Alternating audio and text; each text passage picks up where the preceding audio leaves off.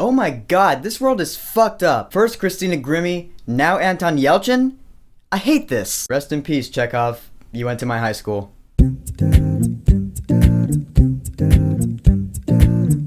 Star Trek Into Darkness. So Star Trek Into Darkness is the sequel to J.J. Abrams' 2009 Star Trek, and to me, this sequel is right up there with all the other highly praised sequels like The Dark Knight and Empire Strikes Back. I mean it, dude. I love the shit out of this movie. I'd say it takes place maybe a year or two after the first Star Trek, and the Enterprise crew, they're bonding, they're doing missions together, you know, they're getting along. I love the fact that the first film was the origin, now in this film we just hit the ground running, because the film immediately starts off, they're on a mission. So you're just sucked right into the action. I love that. But the main standout in this film is the villain played by Benedict Cumberbatch. Benedict Cumberbatch is awesome in this movie. He is an awesome villain. He plays...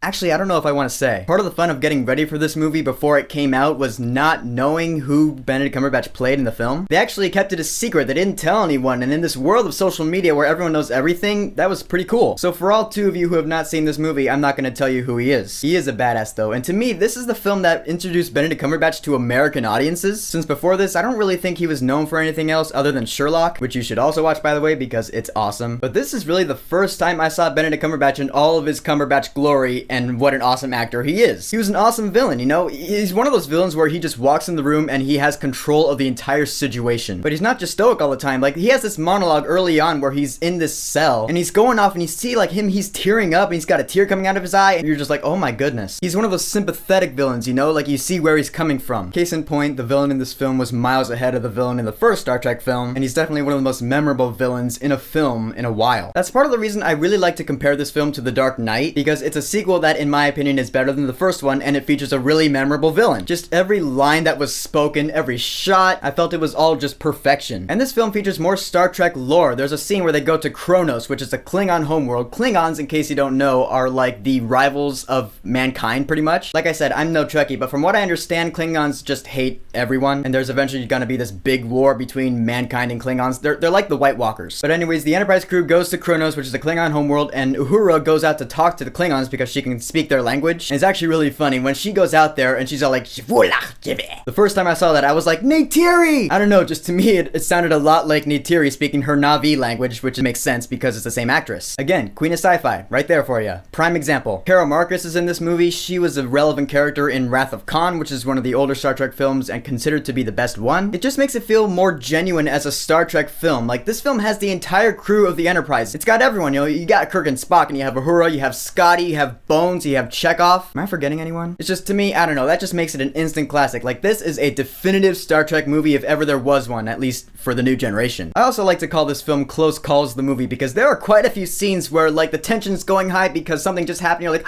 oh my god, someone's gonna die, and it goes right down to the wire, close call, boom, and you're like, oh, okay, good, they're safe. Wow. That happens like 3 times in this movie. Like, there's a scene where Bones and Carol are trying to disarm this missile, and as soon as he starts, this missile just arms itself to detonate in like 10 seconds. You're like, oh my god, wait, you gotta disarm this thing before it detonates. Hurry up, hurry up. And the timer's just going down. 10, 9, 8. You're like, oh my god, this is like hair pulling out shit. Have I spoken enough praises about this film yet? What can I say, man? This is just that memorable sequel that will probably be the best out of the 3, in my opinion. I don't know for sure, Star Trek Beyond might kick all sorts of ass, but for now, I like Star Trek Into Darkness a lot more than the first one. I said I watched the first one in theaters like once, and then it was a few years before I ever watched it again. When this one came out, I think I saw it like 3 times or something, and then I bought it off iTunes when it came out on digital. Michael Giacchino came back to do the score for this film, and yeah, along with the kick-ass theme he wrote for the first one, he brought that back, and I think I also hear some classical influences. Like, one of the first scenes in the film, right after the title shows up, you hear this soft piano cue coming, like,